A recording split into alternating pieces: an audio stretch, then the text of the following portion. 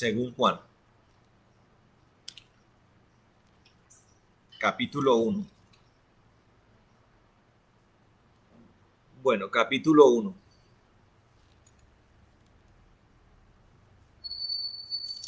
versículo 35. Capítulo 1, versículo 35, amén. Vamos a leer la palabra del Señor, amén. Dice, la leemos en el nombre del Padre, del Hijo y del Espíritu Santo.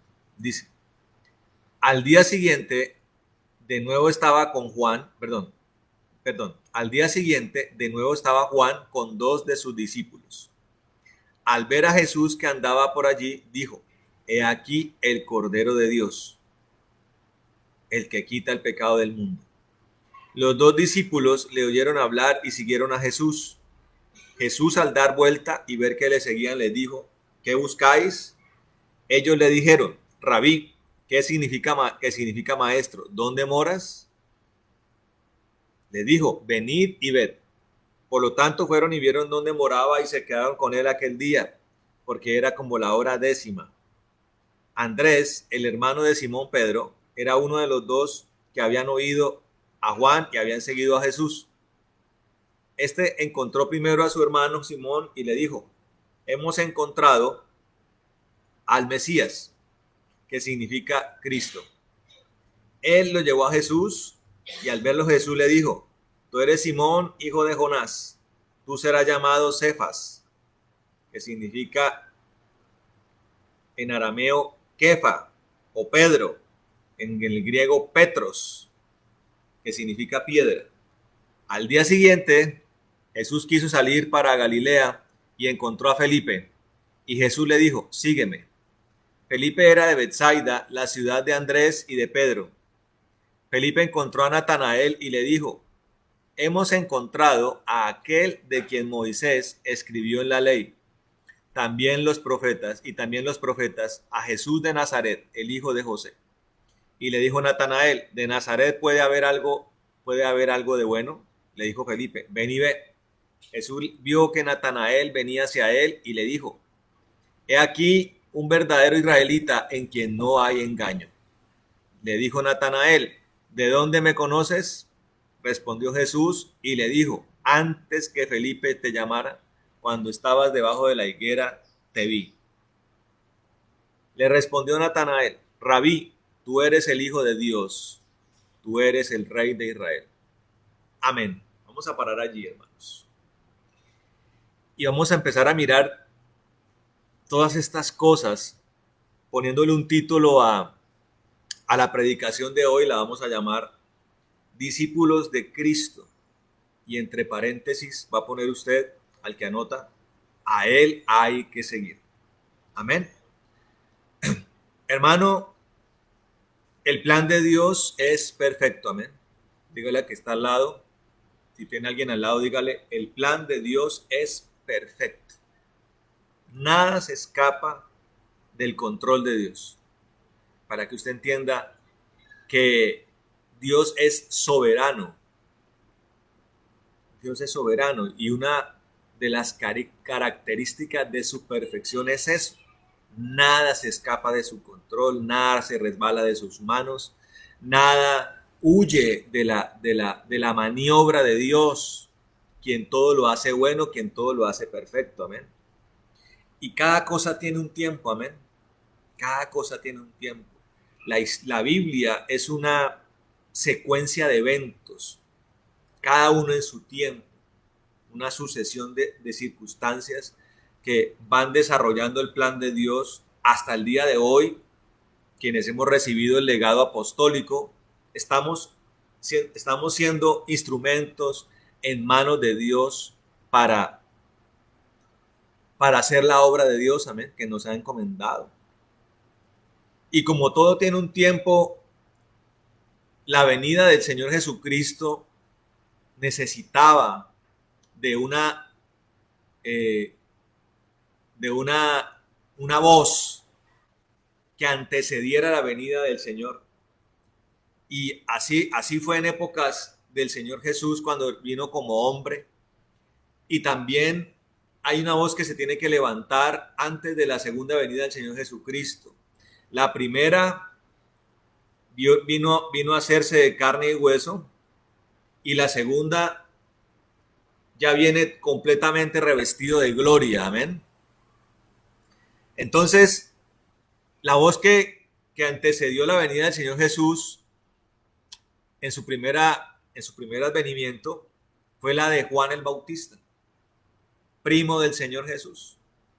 Amén.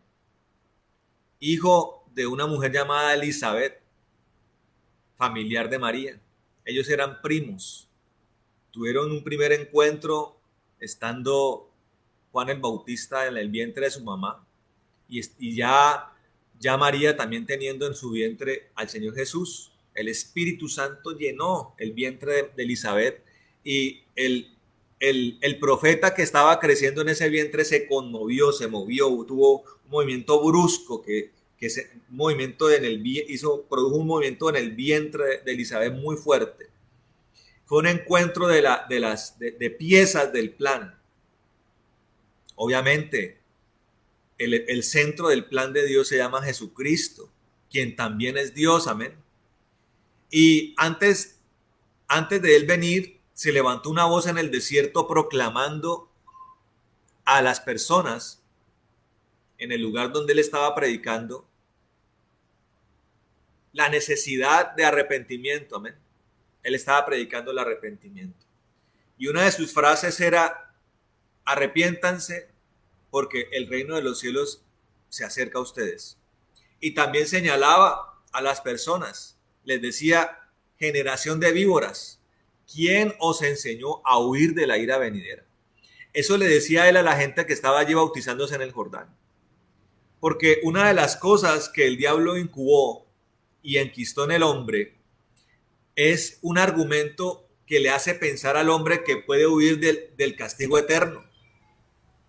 Y lo ha convencido bajo dos perspectivas. La primera, una tendencia del hombre a creerse bueno y a creer que por sus propias obras puede salvarse o puede librarse satisfactoriamente de un juicio en el cielo, un juicio delante de Dios. La otra es un argumento que tiende a desconocer lo celestial, lo eterno, que tiende a desconocer todo aquello que hay después de la muerte física. Y así está el hombre entre esas dos corrientes. Y la voz que se denominó cuando los fariseos le preguntaron, él se denominó como la voz que clama en el desierto, la que prepara el camino, la que endereza las sendas, la voz que levanta todo collado y que aplana todo aquello que se ha levantado, dice la palabra. Es la voz de Juan el Bautista. Esta voz tan retumbante, tan necesaria, tan bella, profeta del cual el Señor dijo que había sido el más grande profeta parido por mujer, obviamente iba a amplificarse y iba a ser una voz susceptible de ser seguida. Por eso Juan el Bautista empezó a tener discípulos, empezó a tener seguidores que le colaboraban y que escuchaban atentamente la voz que él proclamaba y que eran impulsores de ese ministerio que antecedía la venida del gran ministerio que es el del Señor Jesucristo. Pero como decía yo al comienzo, mi hermano, todo en la vida cristiana tiene ciclos, amén. Todo tiene ciclos. Y los ciclos en la vida espiritual real, llamo vida espiritual real, la vida espiritual del camino, del sendero de Dios, el camino correcto. Siempre abrirá la puerta para un momento clave en la vida espiritual, y es una relación directa con Jesús, directa, cara a cara, voz a voz, rostro a rostro, directa. Y lo vemos aquí, cuando el ministerio de Juan el Bautista alcanza su clímax. O sea, las multitudes lo seguían y él hablaba algo de verdad, y eso que él hablaba, que venía de ese mismo espíritu que lo impactó siendo una criatura en el vientre de Elizabeth, convencía a la gente de bautizarse por arrepentimiento. Pero entonces él decía, yo los bautizo en agua, pero viene uno después de mí que los bautizará en Espíritu Santo y fuego. Dice, viene uno después de mí del cual no soy digno de desatar el calzado de sus pies. Y también como lo dijo Moisés en su momento, dijo, viene uno después de mí que los bautizará en Espíritu Santo y fuego. Y dijo, a él deben seguir. Moisés, cuando proclamó la ley, cuando estableció la ruta del pueblo de Israel, también dijo una frase muy célebre. Dijo, viene un profeta superior a mí, a él seguir. Lo anunció miles de años antes. Estaba hablando del Señor Jesucristo. Viene alguien superior a mí. Amén. Ese alguien superior fue el que apareció frente a Juan el Bautista y él tenía una señal para identificarlo y era que el Espíritu Santo posaría sobre él. Cuando eso ocurrió, él dijo, he aquí el Cordero de Dios, el que quita el pecado del mundo. Cuando el Señor Jesús aparece, entonces esos discípulos algunos de los discípulos que tenía Juan el Bautista entendieron que ese que había aparecido entraba a cumplir una función fundamental y es la de hacer una obra salvadora. Y ese mismo era el Mesías prometido a través de las Escrituras y de los profetas. Y ellos entendieron que ese Mesías, que era también Dios, era el que tocaba empezar a seguir directamente. Pero eso ocurrió en un momento crucial de la vida de los discípulos de Juan, que se iban a convertir ahora en discípulos de Cristo. Y era que ya la función que había cumplido Juan se había completado a cabalidad. Y ya esa intervención no era necesaria. Y necesitaban pasar ya a una relación directa con Cristo, con el Cristo que había aparecido. Con el Cristo que había aparecido en el escenario y que había sido sumergido en las aguas para que se cumpliera toda justicia, como dice la palabra de Dios. Pero esto quiero explicarlo por dos razones. La primera, guiarlo a usted, hermano, a que garantice que ese ciclo que los discípulos tuvieron con Juan se cumpla en su vida. ¿Amén? Primero hay que garantizar ese ciclo. Segundo, cumplido ese ciclo, usted tiene que salir de la esfera de lo que Juan hizo y tiene que ir a los brazos y a una relación directa con Cristo.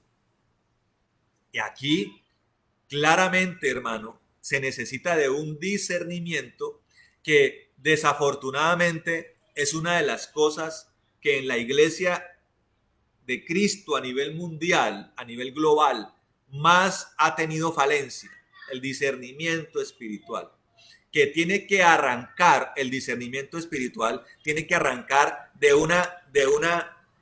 del discernir, del poder establecer cuál es mi estado espiritual.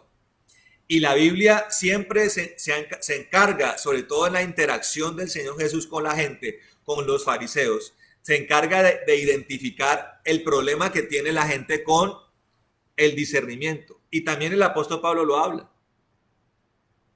La palabra de Dios dice que hay gente que tiene más alto concepto de sí mismo. La palabra del Señor también dice, el que cree estar firme, mire que no caiga. Mire cómo ahí hay una valoración equivocada que la gente hace y por cuales tanto el Señor Jesús como los apóstoles tienen que denunciarla, tienen que sacarla a la luz para que sea corregida. Creerse bueno, creer que se está bien, pero realmente mirar y no se ha completado un ciclo necesario en la vida cristiana, me habla de que la persona tiene un problema y que ese problema le va a impedir pasar al siguiente ciclo, que es una relación directa y clara con Cristo.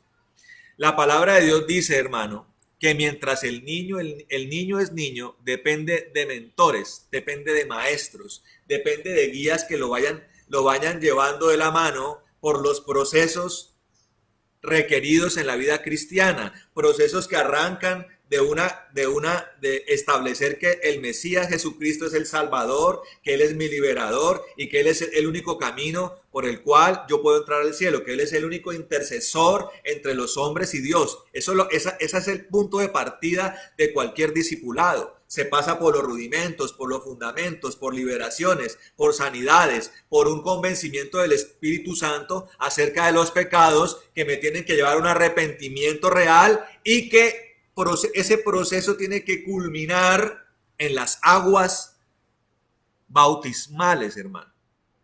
Allí ese proceso finaliza esa primera parte. Hermano, entonces lo que tenemos que hacer hoy es, en este momento, empezar a entender si ese proceso yo ya lo llevé. Pero no es simplemente decir, no, pastor, es que yo ya entré a las aguas. La pregunta es, ¿entró a las aguas de la manera correcta, hermano? ¿Entró a las aguas con el entendimiento de lo que estaba haciendo? ¿Con el furor de verdad renunciar a una vida pecaminosa, a una vida concupiscente y renunciar a una anterior vida, comprendiendo que el hombre que queda allí bajo las aguas queda sepultado y que emerge un hombre nuevo para la gloria de Dios? Eso es lo que hay que identificar. Eso es lo que hay que entender. Si yo ya llegué a eso. ¿Correcto? La palabra de Dios en el libro de los Hechos de los Apóstoles habla acerca del bautismo de Jesucristo. Bautismo, finalizando Mateo, la palabra dice que tenemos que bautizar en el nombre del Padre, del Hijo y del Espíritu Santo. En el libro de Hechos de los Apóstoles se habla acerca del bautismo de Jesucristo.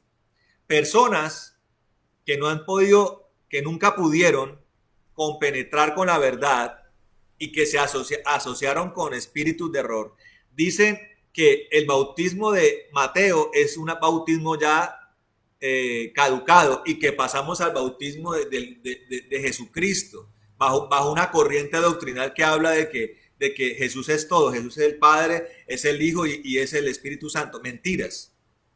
Dios es una Trinidad.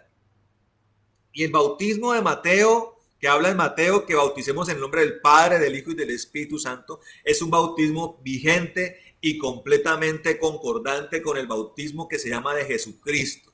Les voy a explicar algo. Lo que pasa es que el bautismo de Jesucristo es en el que se cumplen todas las fases necesarias.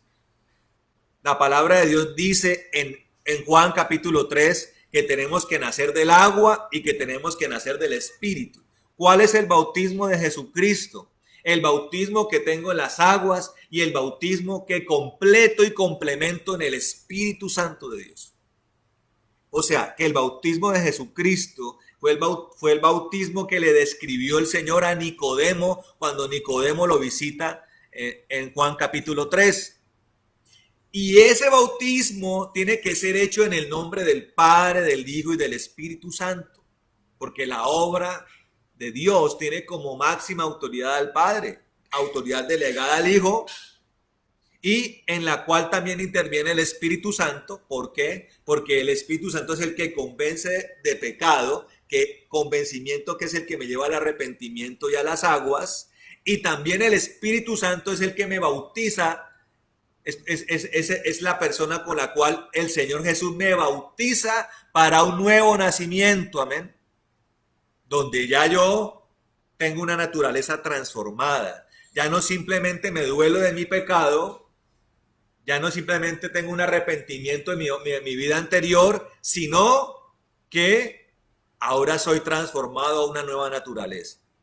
Y este es un proceso precioso que solamente podré alcanzar si yo sigo al que tengo que seguir, que es al Señor Jesús. Y solamente lo completaré si yo consolido mi condición de discípulo de Cristo al que tengo que seguir.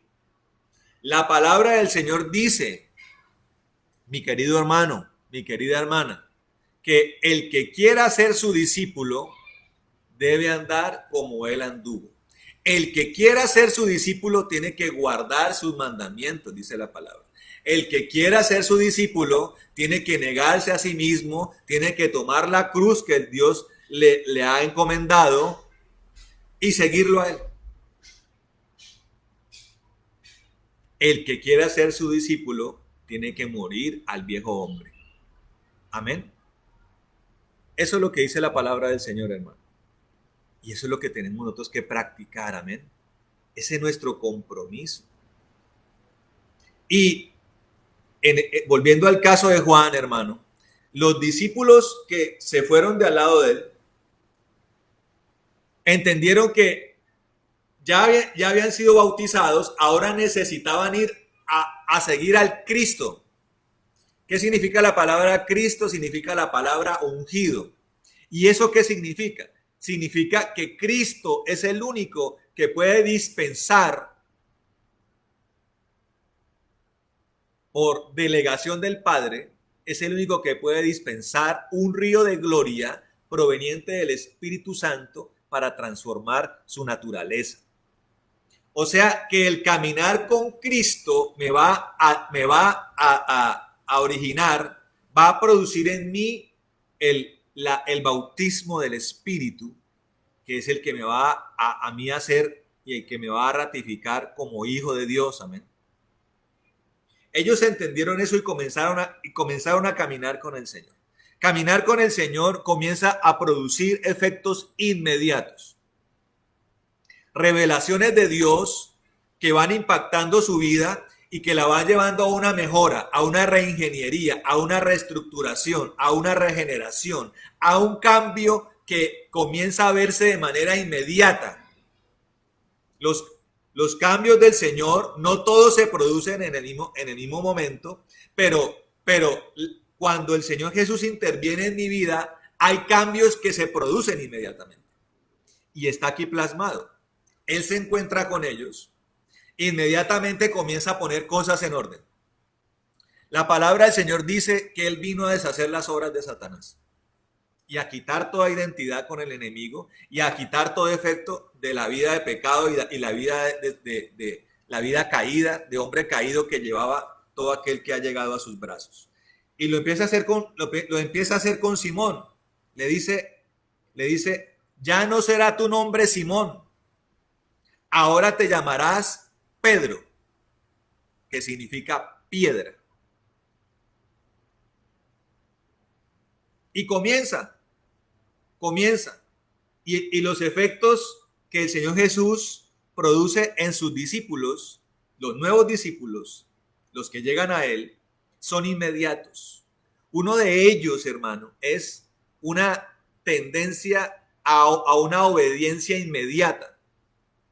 Cuando Él le dice a Mateo el publicano, sígueme, Mateo el publicano no se quedó meditando si lo iba a hacer o cuándo lo iba a hacer.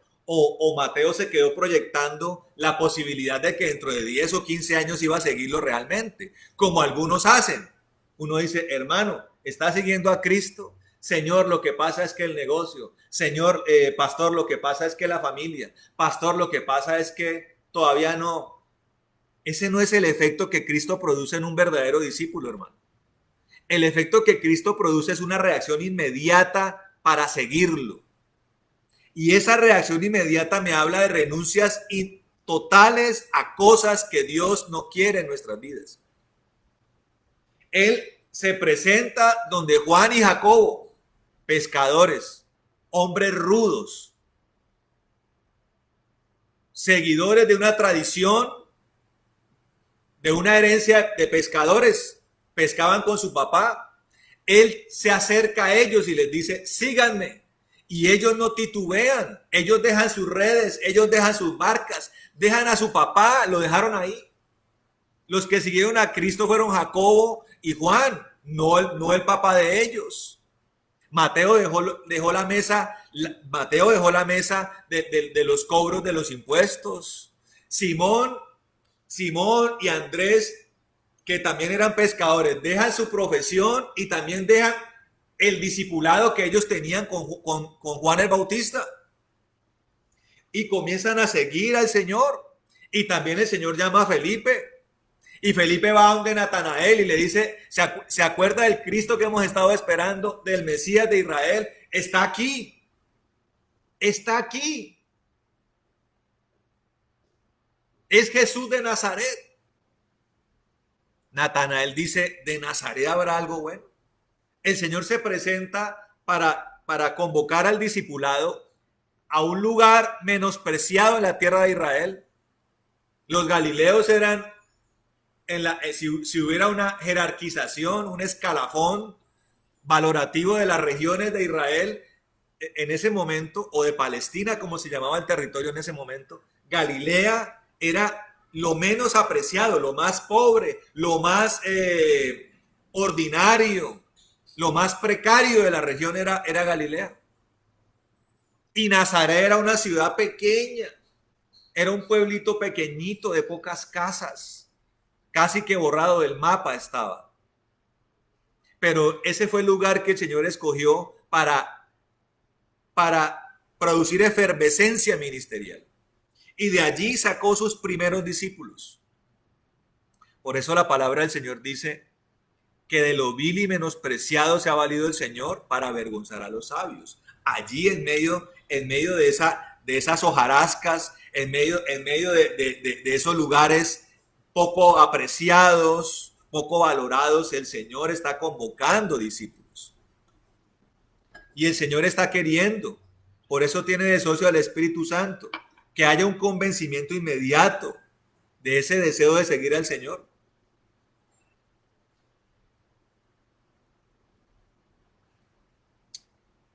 Este grupo, llamado Mi Amado Jesús, es un grupo que como mínimo la persona que hace parte de él deberá tener claro que Jesucristo es su Señor.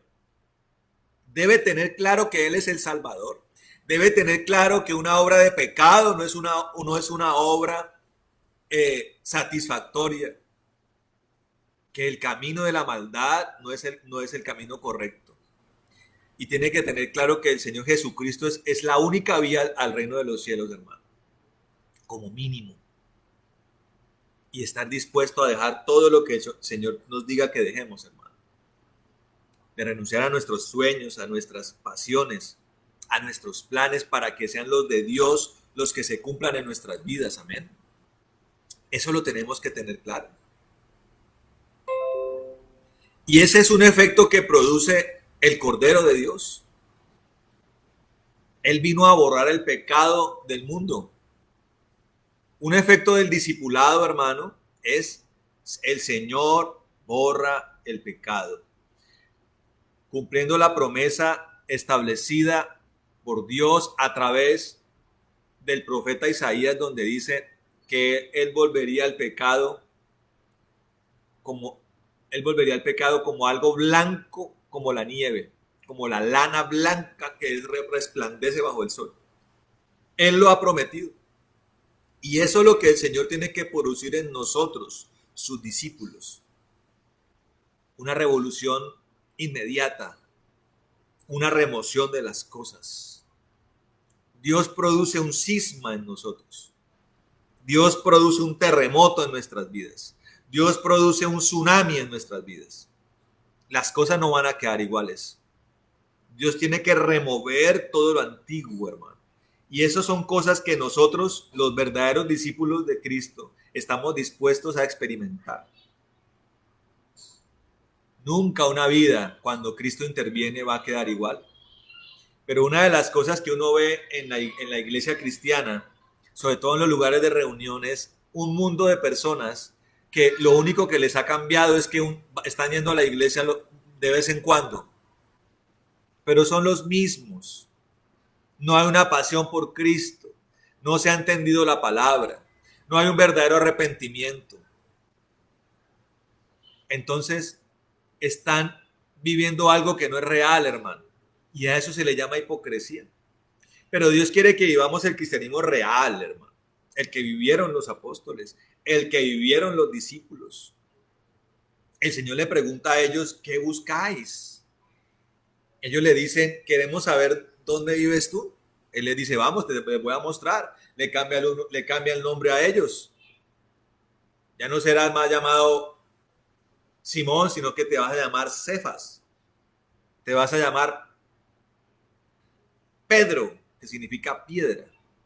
Así como también el Cristo que se le reveló a Jacob, le cambió el nombre de Jacob a Israel, después de esa famosa experiencia de Peniel. ¿Con quién la tuvo Jacob? Con Cristo. Él se convierte en discípulo de Cristo miles de años antes de su venida como, como hombre de carne y hueso. Ya Jacob lo había conocido. Y también Abraham lo había conocido, hermano. Abraham fue llamado amigo de Dios. Abraham caminó con el Señor. Abraham vio cara a cara el rostro del Mesías. Abraham vio cara a cara el rostro del Salvador. Y tenía muy claro Abraham todo lo que Dios había dispuesto para que nosotros hoy experimentemos la oportunidad de ser redimidos, hermano. Abraham tenía muy claro todo lo que Dios había puesto en el asador para que nosotros ahora disfrutemos de la gracia y de la oportunidad de ser transformados y de que toda obra del enemigo sea eliminada en nosotros, de que toda obra de maldad sea eliminada en nosotros, de que toda obra de pecado sea eliminada en nosotros, de que toda obra de iniquidad sea eliminada en nosotros. Él lo vivió, él lo experimentó, él lo contempló. La revelación del Señor se lo aclaró quién era él, le aclaró el plan, le aclaró hacia dónde lo dirigía. Y él con mucha lucidez sabía con quién era el que estaba hablando, con quién era el que caminaba. Así como también lo tenía claro Enoc, el que caminó 300 años con el Señor. Uno de los dos hombres que no ha conocido muerte biológica. El otro es Elías. Él caminó con el Señor 300 años. ¿Con quién? Con el mediador, con el Cristo de la gloria, con el que en algún momento se llamaría Jesús, el Hijo de la Virgen, como dice la profecía. Quiero que miremos, hermano, el libro de Génesis, en el capítulo 22. Mire lo que dice, hermano. Quiero que lo miremos del versículo 7 al versículo 14.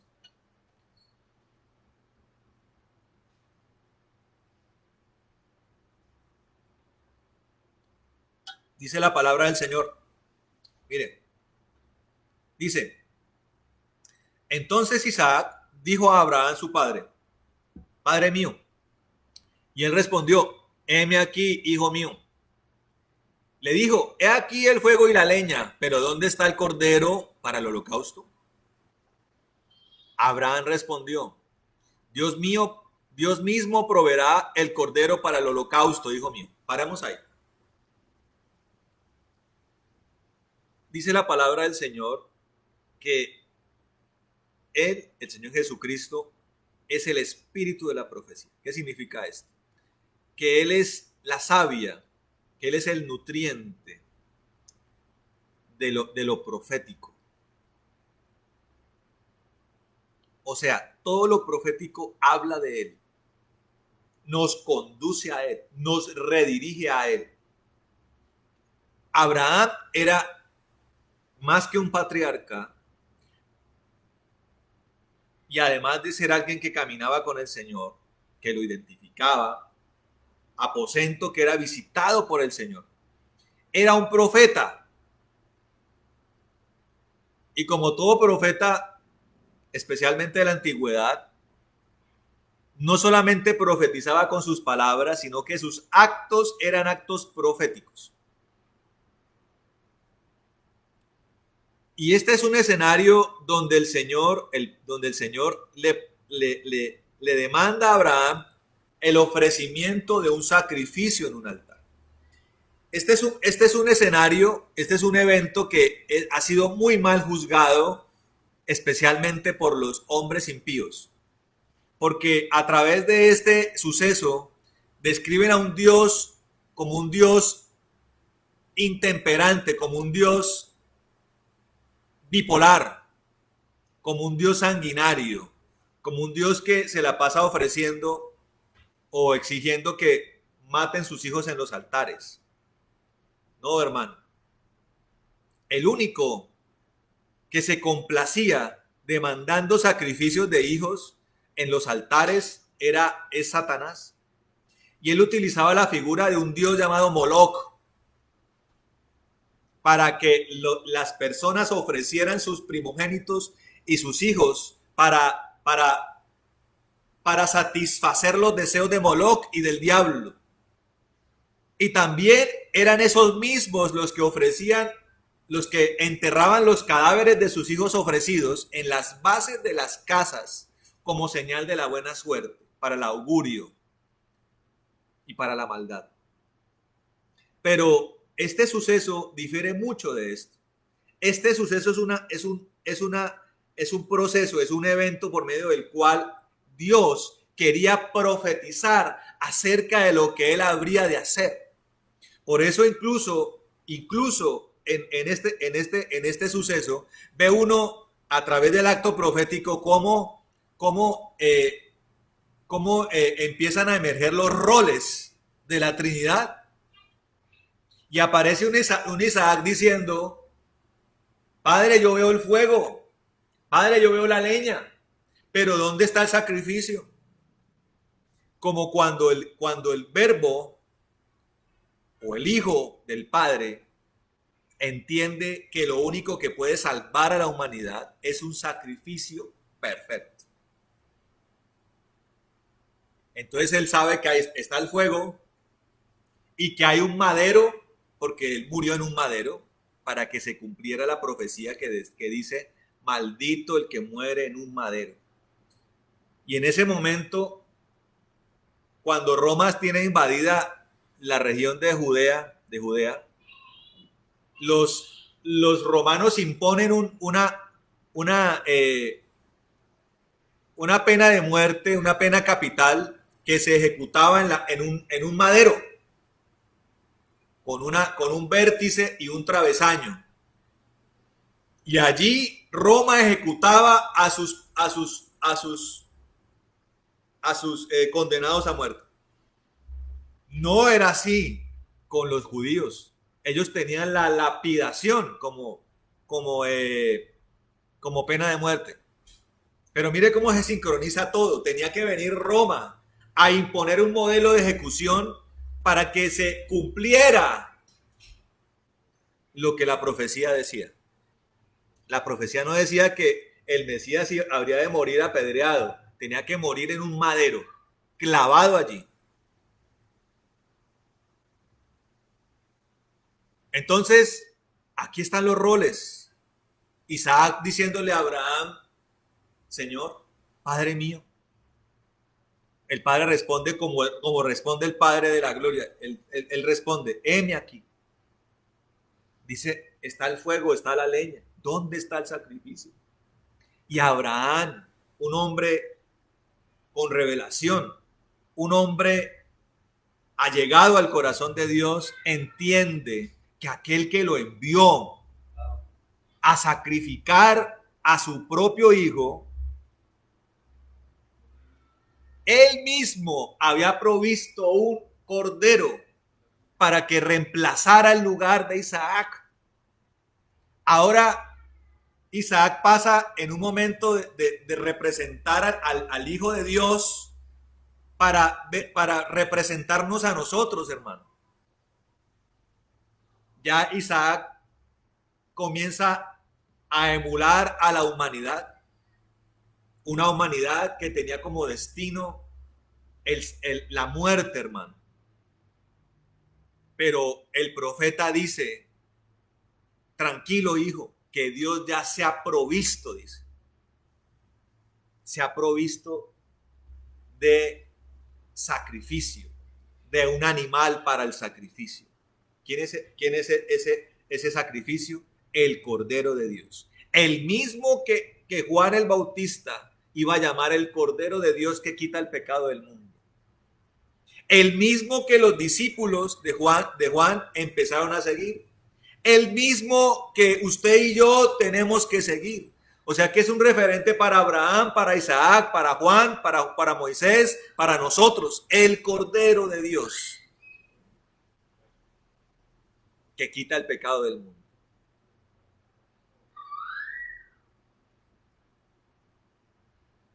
Y miren lo que dice el versículo 9, aquí en Génesis, dice, cuando llegaron al lugar que Dios le había dicho, Abraham edificó allí un altar.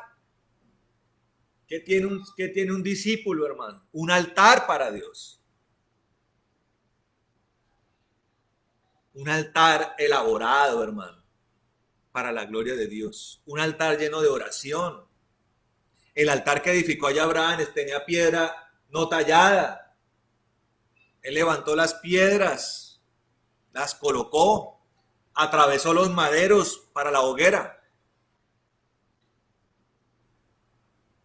¿Qué tiene que tener nuestro altar, hermano? Oración. ¿Qué tiene que tener nuestro altar? Adoración. Pero ¿qué era lo que más representaba el altar de Abraham?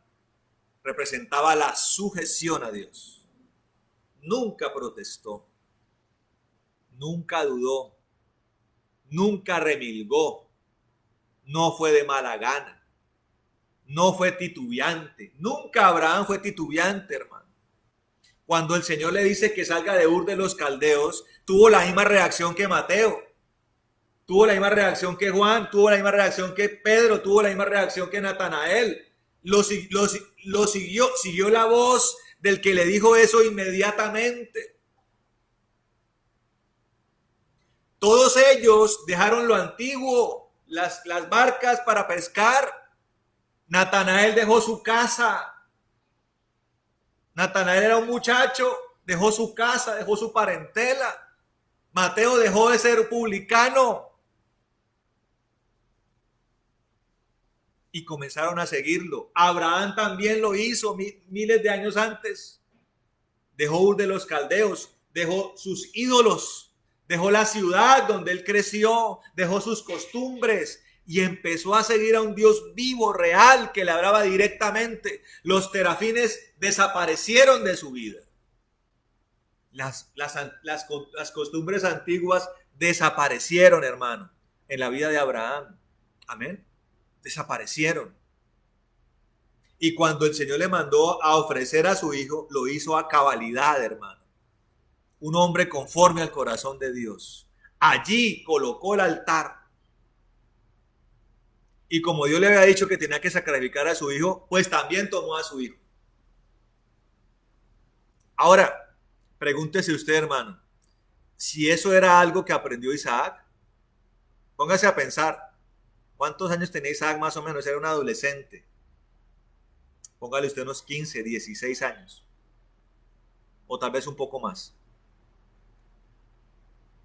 Si a usted su papá le dijera, mijo, tengo que amarrarlo para sacrificarlo en un altar, ¿cuál sería su reacción?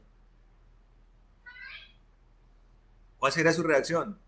La más natural sería salir corriendo y buscar ayuda diciendo que su papá se ha enloquecido. Pero así no lo hizo Isaac.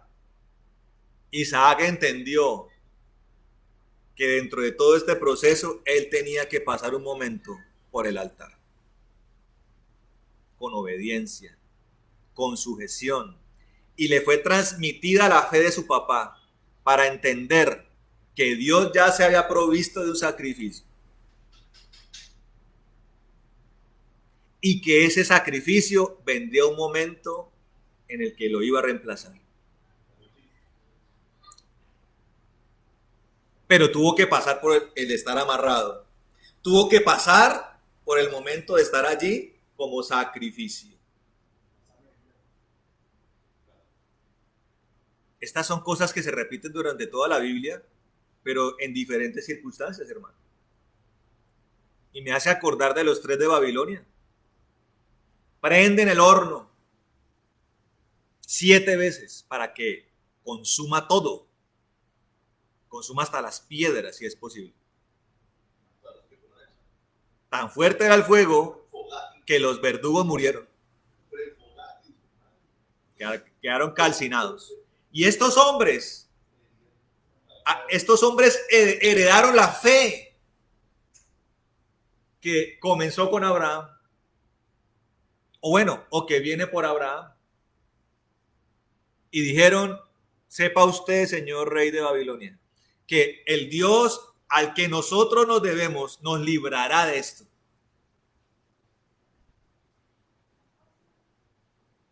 Nos librará de esto, dijeron. Y aumentaron incluso diciendo: y aún si no nos librare, no nos vamos a postrar ante tu imagen. Si tenemos que morir hoy, morimos. Y como corderos entraron al fuego, hermano.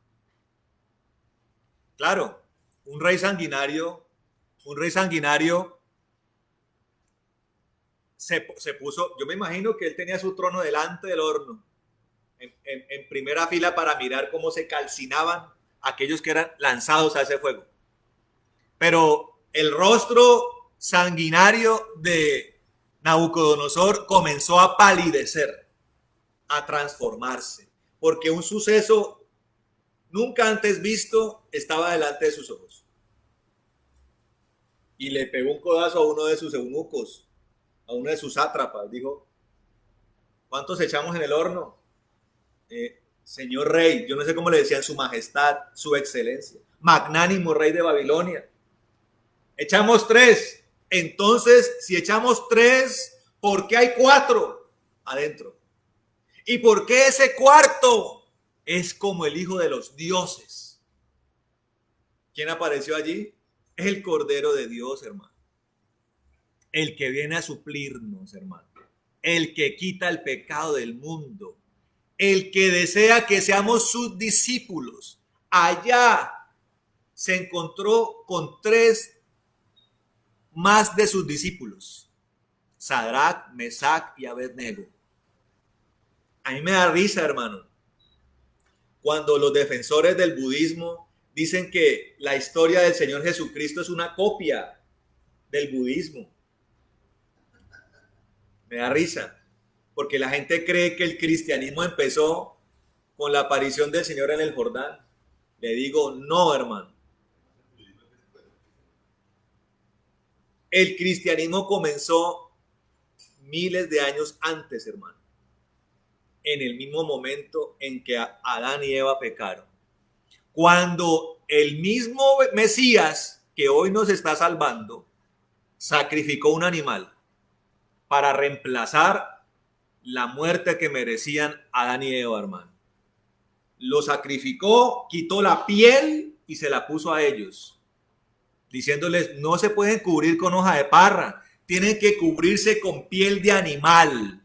Y a partir de allí, el sacrificio animal comenzó a ser el reemplazo de lo que debía hacer Dios con el hombre.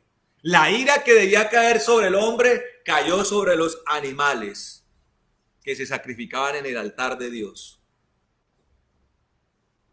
Y un día, para cumplir con todo tiempo y para abarcar a la humanidad entera, vino el Señor mismo, el Cordero de Dios, a morir por nosotros.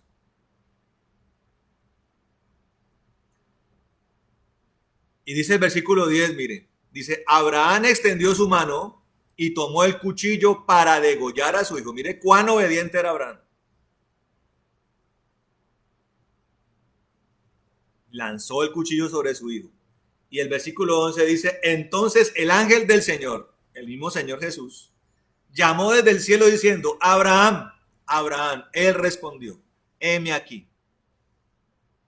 Ya no era Isaac con Abraham, sino que era Abraham con el Señor. No extiendas tu mano sobre el muchacho, dice, ni le hagas nada, porque ahora conozco que temes a Dios, ya que no me has rehusado tu hijo, tu único. Entonces Abraham alzó la vista y miró, y he aquí que detrás de sí estaba un carnero trabado por sus cuernos en un matorral. Abraham fue, tomó el carnero y lo ofreció en holocausto en lugar de su hijo. Abraham llamó el nombre de aquel lugar: el Señor proveerá. Por eso se dice hasta hoy: en el monte del Señor será provisto. El Señor estaba demostrándole a Abraham lo que a través de la propia obediencia de Abraham, el Señor estaba demostrando lo que él iba a ser capaz de hacer por nosotros.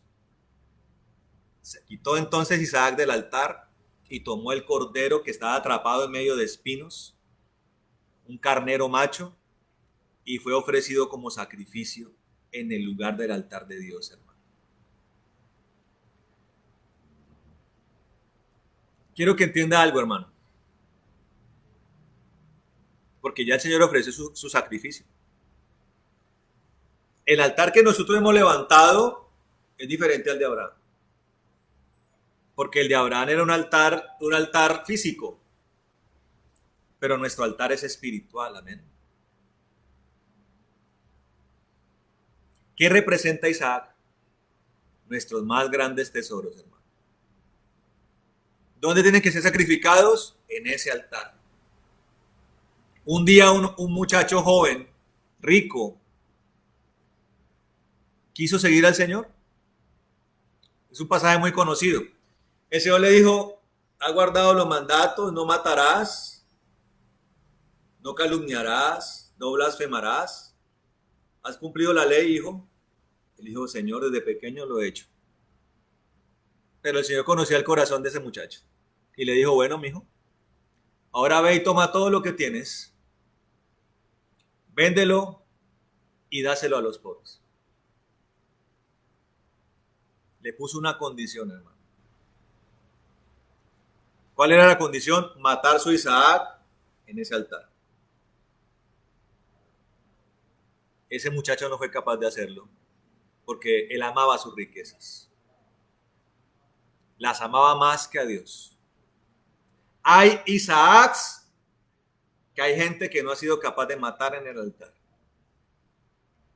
Lo que significa que ese Isaac en la vida de estas personas es más apreciable que Dios. Abraham demostró que al que más amaba era su Dios. Más que a su familia, más que a Sara, más que a Ismael, más que a Isaac, más que todo lo que tenía.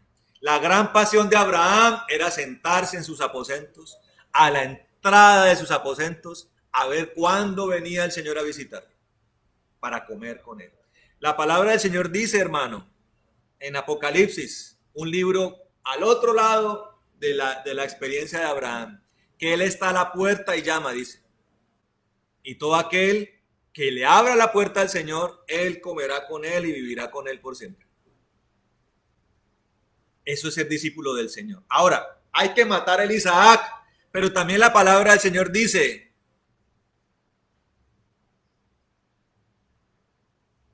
que tenemos que ofrecer nuestras vidas en sacrificio vivo. O sea, tenemos que replicar lo que el Señor hizo en la cruz por nosotros. Ahora nosotros tenemos que hacerlo por Él. Allí subirnos a una cruz también espiritual, porque ya hoy no hay un lugar en la tierra donde maten la gente crucificada. El Imperio Romano, por lo menos como era concebido en ese tiempo, ya no existe. Pero ahora la cruz representa algo espiritual donde morimos a nuestra carne, a nuestras pasiones, a nuestros sueños, hermano. Un discípulo del Señor está dispuesto a hacer esto y hacer la voluntad del Señor, amén. Hacer la voluntad del Señor. ¿Ya lo ha hecho, hermano? Entonces, recapitulando todo lo que hemos hablado hasta aquí, primero tenemos que entender si hemos ido a las aguas bautismales de la manera correcta. Si usted no lo ha hecho, le invito a que comience a dirigirse hacia eso. Si lo hizo mal, hermano, hágalo bien entonces. Y aquel que ya lo ha hecho, le digo, necesita el bautismo del Espíritu, hermano. Porque el bautismo del Espíritu es un camino sin retorno. La palabra del Señor dice que si ya se le puso la mano al arado, no se puede volver atrás. La naturaleza nueva nos lleva con impulso, hermano. Nos lleva con la fuerza de Dios a hacer la obra de Dios con naturalidad. A tener la naturaleza de Él en nuestros actos, hermano. Y a producir los frutos que Dios demanda de nuestras vidas. Por eso se necesita esto. Porque es lo que nos reviste el ADN y de la naturaleza celestial. Amén. Naturaleza que debemos tener para entrar al reino de los cielos, hermano. Esa es nuestra vida, amén. Y es una vida de enorme bendición. Y es una vida agradable al Señor. Y es a los que viven esa vida, mi hermano, por los cuales Dios intercede. Escuche esto. Es por ellos que Dios clama, que el Señor Jesús clama. Es por ellos que el Señor batalla, hermano. La palabra del Señor dice que Él está acampando alrededor de los que le temen. ¿Quiénes son los que le temen? Sus verdaderos discípulos, amén. Quiero que miremos aquí, más adelante, en el Nuevo Testamento. Vayamos a Juan capítulo 17, hermano. Busque allí en su Biblia, Juan capítulo 17.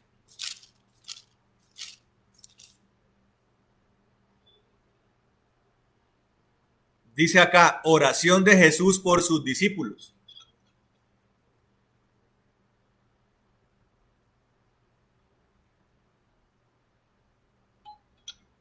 Dice la palabra del Señor. Dice, amén. Dice, Jesús habló de estas cosas y levantando los ojos al cielo, miren esto, dijo, Padre, la hora ha llegado. Glorifica a tu Hijo para que el Hijo te glorifique a ti. Así como le diste autoridad sobre todo hombre, para que dé vida eterna a todos los que le has dado. ¿Quiénes son esos? Sus discípulos. La prioridad de la vida eterna es para aquel que se ha convertido en su discípulo. Aquel que no se ha convertido en su discípulo no puede experimentar la miel de la vida eterna, hermano. Tenga claro esto. El que no es discípulo de Cristo no podrá vivir la vida eterna. Dice, y esta es la vida eterna, dice, que te conozcan a ti, el único Dios verdadero. ¿Cuál es la opción que nos da el Señor? Conocer al Padre, el Padre de todos los espíritus, el Dios de Jesucristo, dice la palabra, el Dios y Padre de nuestro Señor Jesucristo. Dice, el único Dios verdadero, y a Jesucristo a quien tú has enviado. Yo te he glorificado en la tierra, habiendo acabado la obra que me has dado que hiciera. Ahora pues, Padre, glorifícame tú en tu misma presencia, con la gloria que yo tenía en tu presencia antes que existiera el mundo. El Señor murió en una obra, cumplió su ministerio con una obra llena de misericordia. O sea, ejecutando básicamente el segundo mandamiento plenamente. Pero había algo que el Señor amaba tanto o más que morir por nosotros. Y era ser uno con el Padre. Por eso dice acá, él entiende que va a salvar la humanidad. Pero está diciendo, dice, ahora glorifícame en tu misma presencia, con la gloria que yo tenía en tu presencia antes que existiera el mundo. La palabra del Señor dice en Colosenses, dice que Él no tuvo el ser Dios como algo a que aferrarse. O sea, el amor por nosotros lo llevó a despojarse de parte de su gloria. Pero al mismo tiempo que moría por amor a nosotros y nos salvaba, anhelaba permanentemente volver a esa gloria a la cual renunció. ¿Y en qué consiste la vida eterna? En transmitirnos a nosotros, hermano, el deseo de vivir en la gloria que tanto anhela Él, en la gloria del Padre. O sea, el nuevo nacimiento que produce el Señor en nosotros, a sus discípulos, nos lleva a anhelar que querer pasar la vida eterna sumergido en la gloria del Padre. Eso es un sentimiento que debe tener un verdadero discípulo. Si usted no tiene eso, tiene un problema. O llegó solamente a las aguas de manera equivocada, o ni siquiera lo ha contemplado, lo que no lo hace aún un discípulo de Cristo, hermano. Pero necesita dirigirse hacia eso. Dice acá, versículo 6, dice, he manifestado tu nombre a los hombres que del mundo me diste, o sea, nosotros. Tuyos eran y me los diste y han guardado tu palabra. Ahora han conocido que todo lo que me has dado procede de ti, porque les he dado las palabras que me diste y ellos las recibieron. El Señor dijo, el que no come de mi carne ni bebe de mi sangre no tiene parte conmigo. ¿Un discípulo tiene parte con Cristo? Claro que sí. ¿A qué se debe? A que come la carne del Señor, la palabra del Señor, el río del Espíritu de Dios. Entonces le está diciendo, estos que tú me diste, yo les di las palabras y ellos las recibieron. Dígame. Y conocieron verdaderamente que provengo de ti y creyeron que tú me enviaste. Miren esto. Mire lo que el Señor hace por un verdadero discípulo. Dice, yo ruego por ellos. Miren esto, no ruego por el mundo. Oiga, oiga. Él ya murió por el mundo. Para que todo aquel que crea en ese sacrificio tenga la posibilidad de ser salvo y ser discípulo de Cristo. Pero ¿por quién ruega a Cristo? Él dice, yo no ruego por el mundo. Yo ruego por ellos. ¿Por quién está rogando hoy el Señor ante el Padre? Por nosotros, por usted, por mí, por el pastor Antonio, por todo el cuerpo de Cristo en el mundo, hermano. Por él es que por eso es que el Señor está rogando. Y de verdad, hermano, cuando usted se mete en el Espíritu, en intercesión, va a notar que su oración de clamor especialmente es por su pueblo. Claro, oramos por el mundo, para que las almas se salven. Y sobre todo vamos por ellas. Pero el ruego es por el cuerpo de Cristo, hermano. Por el que existe hoy y por todos aquellos que se añadan mañana. Hoy, mañana y los días que han de venir, hermano. Él ruega por nosotros, dice. Dice, no ruego por el mundo, sino por los que me has dado, dice. Porque tuyos son. Todo lo mío es tuyo y todo lo tuyo es mío. Y he sido glorificado en ellos. Ya no estoy más en el mundo, pero ellos están en el mundo y yo voy a ti. Claro, él ruega también porque sabe que quedamos acá. Nuestro anhelo debe ser estar allá, pero tenemos algo que hacer acá. Y mucho de lo que tiene que hacer acá, que tenemos que hacer acá, tiene un precio. La palabra del Señor dice, en el mundo recibiréis aflicción.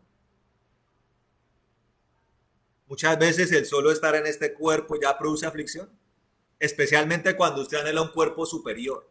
El apóstol Pablo decía, ¿quién me librará de este cuerpo de muerte? Un cuerpo que se enferma, que tiene batallas psicológicas, batallas emocionales, y especialmente cuando vemos que todavía hay cosas que tienen que cumplirse.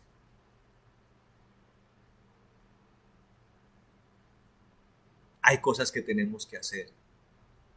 Y ahí vemos cómo ese mismo amor que el Señor tuvo por la humanidad, pero que también en medio de eso anhelaba al Padre, es lo que pasaba con Pablo. Pablo decía, yo quiero estar allá con mi Padre, pero el amor por ustedes me tiene acá. ¿Dónde quisiera estar yo? Allá, hermano. Pero el amor por las almas me tiene acá. Todavía hay una labor que hacer. ¿Dónde quisiera estar yo? Allá, hermano. Pero hay una labor que tenemos que hacer. Y tenemos que hacerla bien. Usted no se puede sentar en un sillón con una Biblia y decir, aquí me encierro esperando a que el Señor venga, porque el Señor nos juzgará por las obras que hayamos hecho en el cuerpo de Cristo. Dice, buenas o malas. Va a quedarse entonces sin predicar, sin cumplir el ministerio, el encargo que Dios le dio, el llamado que Dios le dio, no lo va a hacer. ¿Va a escurrir el bulto a eso? Digo, no es buena idea. Porque hay un misterio bíblico que no lo vamos a hablar hoy, que se llama las tinieblas de afuera, que es al lugar a donde todo aquel que le servía al Señor y no hizo lo que el Señor le mandó, va a ir. Pero eso no lo hablamos hoy. Lo hablamos en otro momento. Dice acá,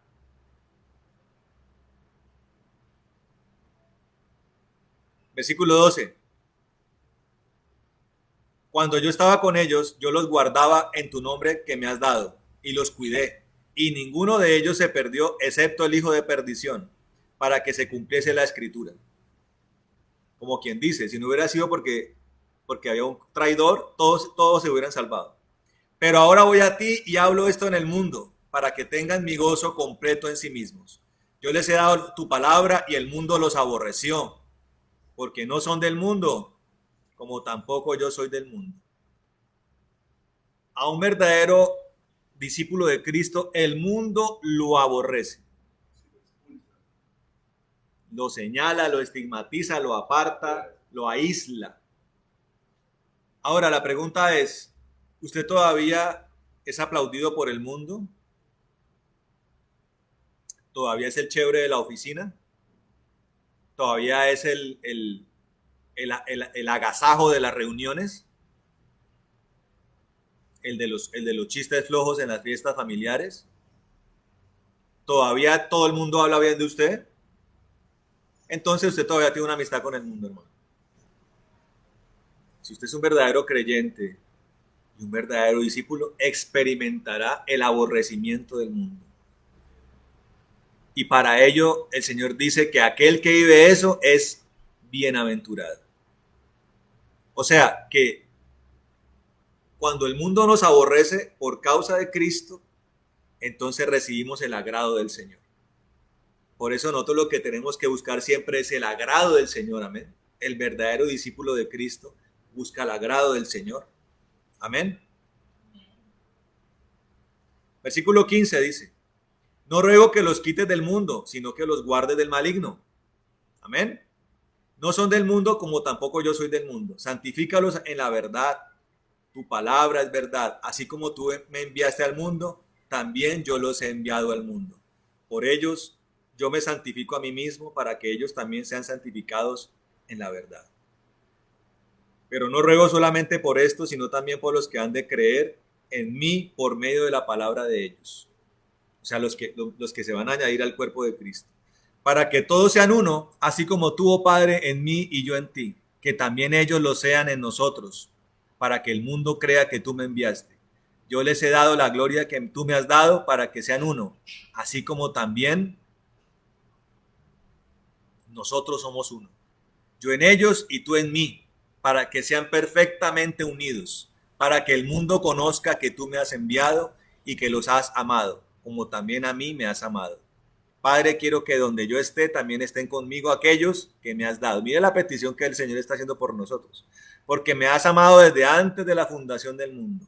Padre justo, el mundo no te ha conocido, pero yo te he conocido y estos han conocido que tú me enviaste.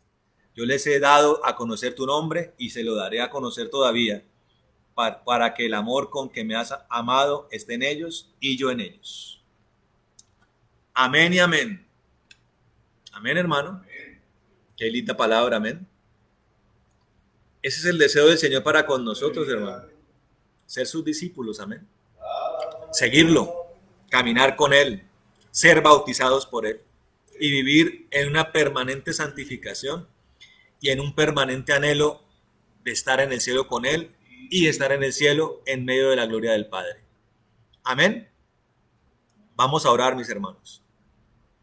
Vamos a orar y vamos a pedirle al Señor que nos ayude con esto.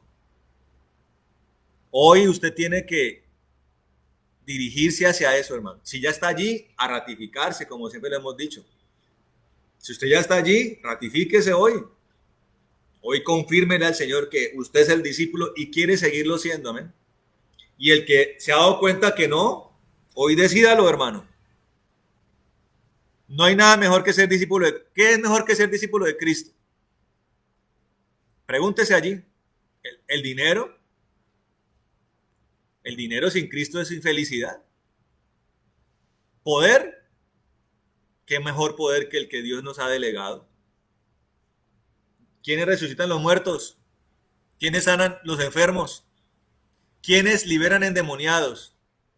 ¿No hay poder mayor que el de Dios? Si es por poder, poder el de Dios, que el que Dios nos ha dado a nosotros. Él es el proveedor, además. ¿Usted necesita algo? Pídaselo al Padre. Pídaselo al Padre. Necesita graneros llenos, Él se los da, Él se los llena. Dice la palabra que Él nos da medida apretada, no es simplemente un granero lleno, sino que Él aprieta para que se llene más y más y más. Amén. Necesita sanidad, liberación, Él nos la da. Y especialmente, hermano, el único que da la vida eterna es Él. Es el mejor oficio, hermano. El mejor oficio es ser discípulo de Cristo. Vamos a orar, hermano. Doble allí su rostro, doble allí sus, agache su rostro allí, cierre sus ojos y comience a hablarle al Señor, hermano. Comience a hablarle.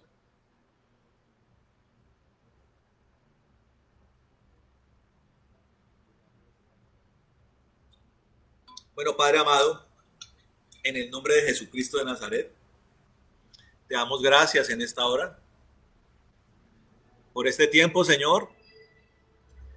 Tu palabra, Señor, tu presencia con nosotros. Gracias. Hoy la hemos devorado. Yo me la he devorado hoy. Qué rico manjar, Señor. Qué rico alimento. Alimento para el alma, Señor. Alimento para el espíritu. Alimento que da fortaleza, Señor. Alimento que trae lucidez, paz, tranquilidad, poder. Alimento poderoso. Cuando la palabra la has enviado tú, es poderosa. Cuando nos la inventamos nosotros, es estéril, Señor. Pero cuando tú la envías, cumple el propósito por el cual la has enviado, Señor. Y esto lo has hablado tú hoy, no he sido yo. Yo te pido, Señor, que ese nutriente celestial se meta hasta los huesos de mis hermanos hoy, Señor. Hasta el fondo de su corazón. Y que entre como no simplemente como una impregnación, sino que entre como medida apretada, Señor, que se meta y se llene más, y se llene más como un banquete ilimitado, como un banquete sin fin, Señor, se meta allí, llena la vida de mis hermanos, sus almas sean llenadas allí, en el nombre de Jesucristo de Nazaret.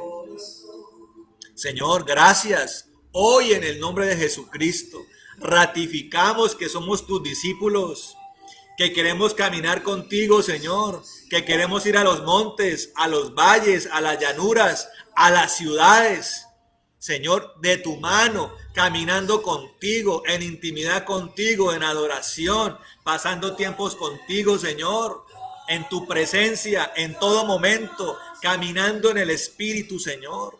Llénanos más y más de tu presencia.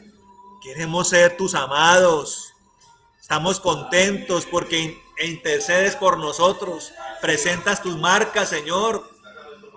Presentas el registro de tu sacrificio por nosotros. Ruegas por nosotros, Señor, para que seamos guardados del mundo, para que el maligno no nos toque, para que cumplamos el propósito, para que te conozcamos, para que conozcamos al Padre, para que veamos la gloria, Señor, para que creamos en ti, para que las palabras que tú nos has enseñado y todo lo que tú nos has impartido produzca fruto abundante y rebosante, maravilloso Dios, al 100%, Señor. Gracias, Rey de la Gloria. Y todo aquel que hoy no te ha recibido, hoy te reciba.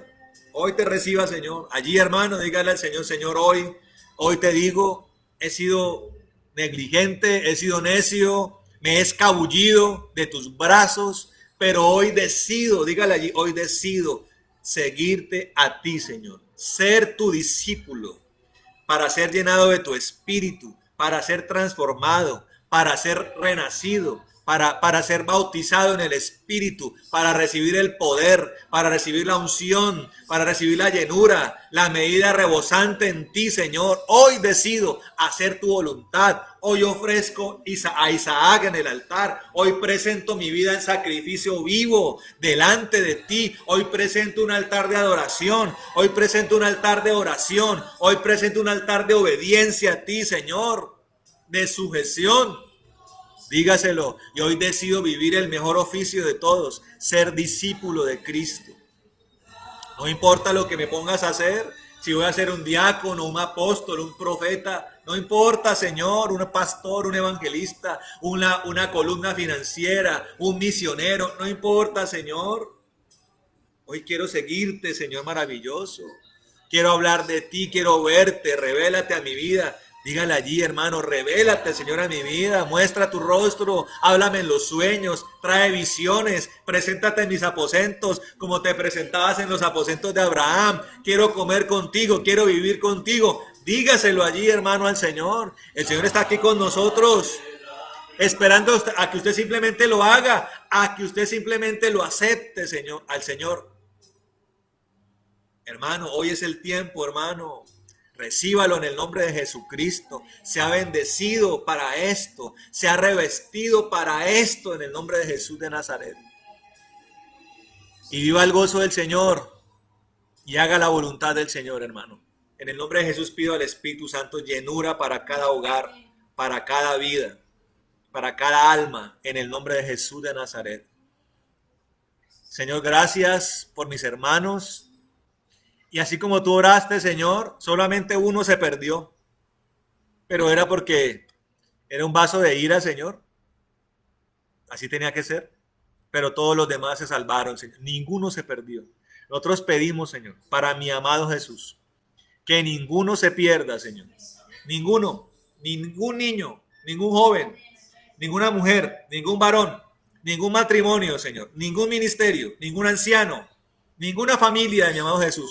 Y de todos, así como tú oraste, y de todos los que han de ser añadidos, de todos los que van a conocerme, y ninguno de los que van a conocerte y sean añadidos se pierda. En el nombre de Jesucristo de Nazaret. En el nombre de Jesucristo de Nazaret.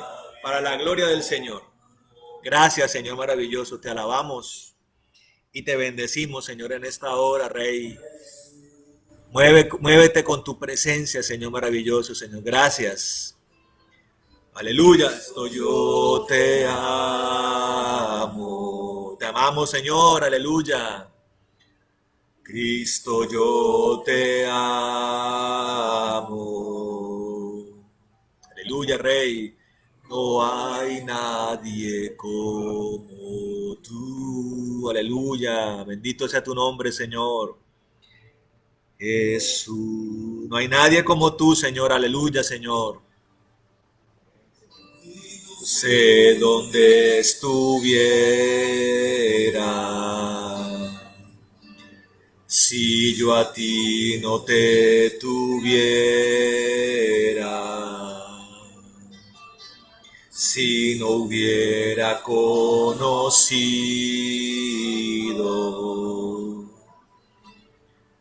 al Dios que me ama.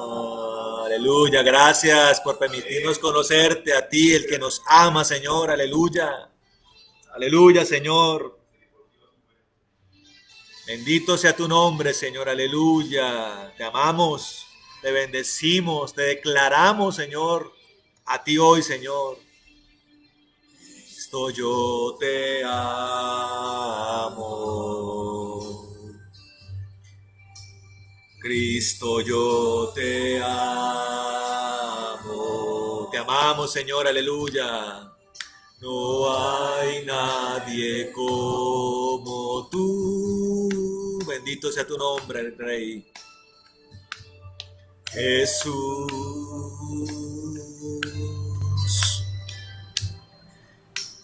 Cristo, yo te amo. adoramos, Señor. Cristo, yo te amo.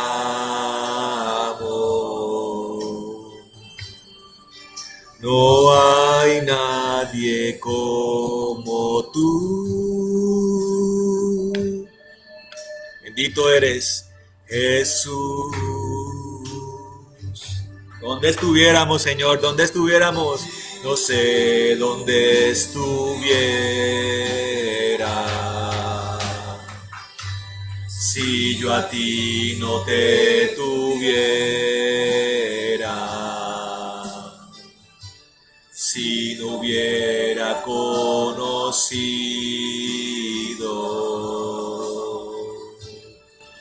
al Dios que me ama. Aleluya, Rey de Gloria. No sé dónde estuviera si yo a ti no te tuviera. Aleluya, Rey de Gloria. Si no hubiera conocido, aleluya, Señor, al Dios que me ama. Aleluya, Rey de Gloria. Bendito sea tu nombre, Señor. Señor maravilloso, te alabamos en esta hora, Señor. Señor, que tu fuego encienda nuestras vidas, Señor, y consuma todo lo que no es tuyo, Rey de la Gloria. Toda contaminación, Señor, sea destruida en esta hora. Y toda manifestación, Señor, sea atada y echada al abismo, Rey de la Gloria. En esta hora, Señor maravilloso, en el nombre de Jesucristo, Señor. Te amamos, Rey de la Gloria, te amamos. Llénanos de tu poder, Señor. Llénanos de tu paz. Afírmanos en el gozo de la salvación, Señor maravilloso. Señor, llena nuestros lagares, nuestras vidas. Señor, para que sepan la multitud de testigos que eres nuestro Dios y Padre, y que somos tus hijos y tu pueblo, que somos tus discípulos, Señor, que tu fuego descienda sobre nuestros altares, Señor. Aleluya, Rey de la Gloria. Aleluya, Señor maravilloso, en el nombre de Jesucristo, Señor. Cielos abiertos, Señor maravilloso. El reino de los cielos, Señor, conspirando a nuestro favor. En el nombre de Jesús de Nazaret, te damos gracias en esta hora, Señor maravilloso. Gracias. Bendice nuestra entrada. Bendice nuestra salida, Señor. En el nombre de Jesús. Que el Espíritu del Señor esté con nosotros. Desata el espíritu de temor, Señor. Espíritu de poder. Espíritu de consejo. Espíritu de inteligencia. De sabiduría, de conocimiento. Tu plenitud, Señor. La chequina. La columna de fuego en el nombre de Jesús. Señor, bendecimos en esta hora, Señor, a mis hermanos. Destruimos toda enfermedad de los cuerpos. En el nombre de Jesucristo. Atamos todo espíritu de enfermedad y lo echamos al abismo en el nombre de Jesús. Y toda enfermedad queda clavada en la cruz del Calvario. En el nombre de Jesús. Señor, atamos todo satanismo, brujería, magia, sortilegio, espiritismo, hechicería. Y la echamos al abismo todo espíritu de ansiedad, de depresión, de locura, de muerte, de control mental. Lo atamos en el nombre de Jesús y lo echamos al abismo en el nombre de Jesucristo. Señor maravilloso, atamos todo espíritu de división, de contienda, de disensión, de Atalía, de Absalón, de Jezabel, de anarquía, de rebelión, de Joab. Lo atamos en el nombre de Jesús y lo echamos al abismo todo espíritu de persecución, de desprestigio, de infamia, de difamación, de calumnia, de injuria. Lo atamos en el nombre de Jesús y lo echamos al abismo. Todo espíritu de Balaam, de Balac, de Moab, lo atamos en el nombre de Jesús y lo echamos al abismo en el nombre de Jesús.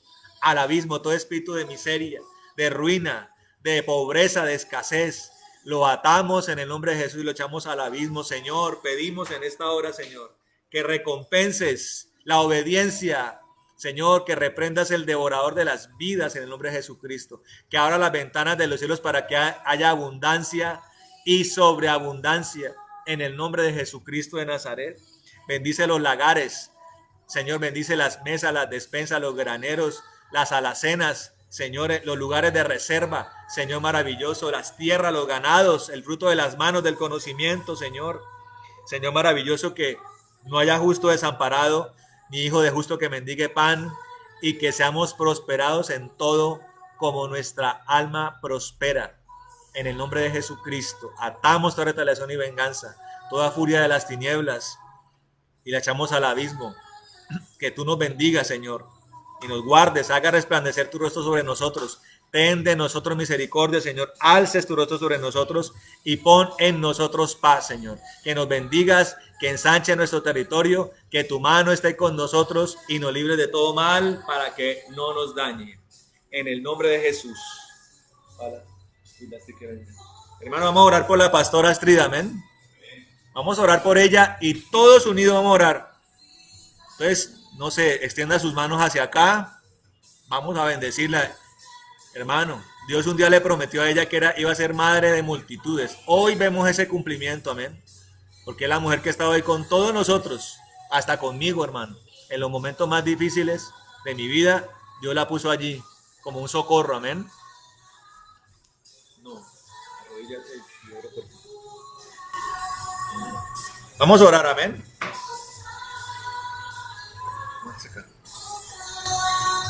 Vamos a orar.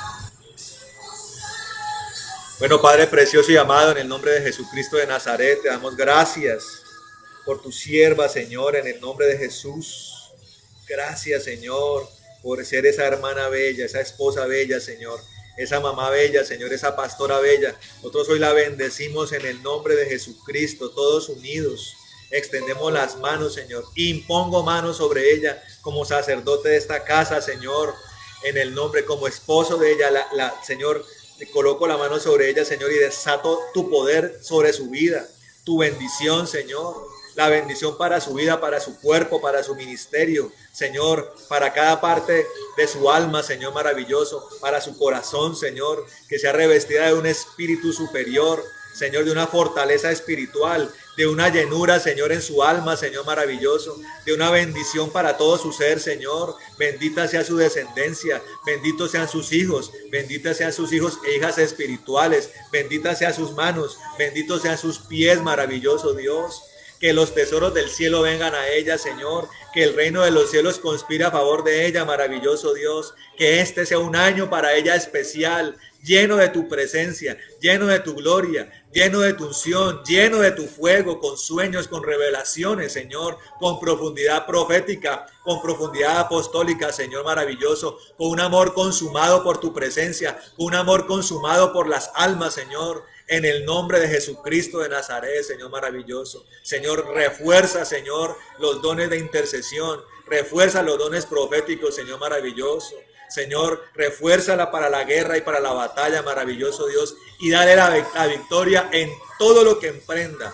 A donde tú vayas, ella vaya. A donde ella vaya, tú vayas. En el nombre de Jesucristo de Nazaret. Para la gloria tuya, declaramos que ningún arma forjada contra ella puede prosperar, Señor. Declaramos, Señor maravilloso, que las puertas del Hades y de la muerte no podrán resistir su asedio y la fuerza de la que la invistas, en el nombre de Jesucristo, en el nombre de Jesús de Nazaret, Señor. Señor, revístela, Señor, de todas tus señales, Señor maravilloso, y que tu poder esté en sus manos, Señor, en el nombre de Jesús. Benditos los que la bendigan, malditos los que lo maldigan, dices tú, Señor maravilloso, en el nombre de Jesucristo de Nazaret, para la gloria y honra tuya, Señor, en el nombre de Jesús. Amén y amén.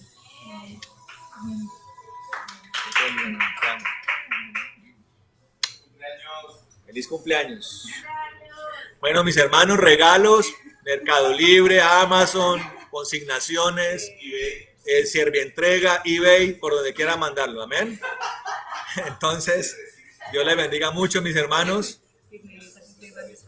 Bueno, pero así también bendecimos a Virney, ¿verdad? Que tiene el privilegio de cumplir el mismo día de la pastora. Entonces, creo que son ya 17 años. Bueno, bendecimos a nuestra hermana Brigney, allí que nos está escuchando, y a toda esa casa en el nombre de Jesús. Bendecimos su vida, bendecimos su alma, su corazón. Todo lo que Dios tiene para ella se cumpla. Bendecimos su entrada, su salida. Que los sueños de Dios se cumplan en su corazón. Que Dios la guarde de todo mal. Que Dios apareje su futuro y su designio. En el nombre de Jesucristo. Que reciba la llenura del Espíritu para que nunca se aparte del camino del Señor. En el nombre de Jesucristo. Bendita sea ella y toda la descendencia que Dios le otorgue. En el nombre de Jesús de Nazaret. Le amamos mucho. Saludos allá a Britney y después vamos y partimos torta con ella allá en la casa de Bernie. Bendiciones a todos mis hermanos, les amamos mucho. Nos vemos el martes en el tiempo de intercesión. Amén y amén.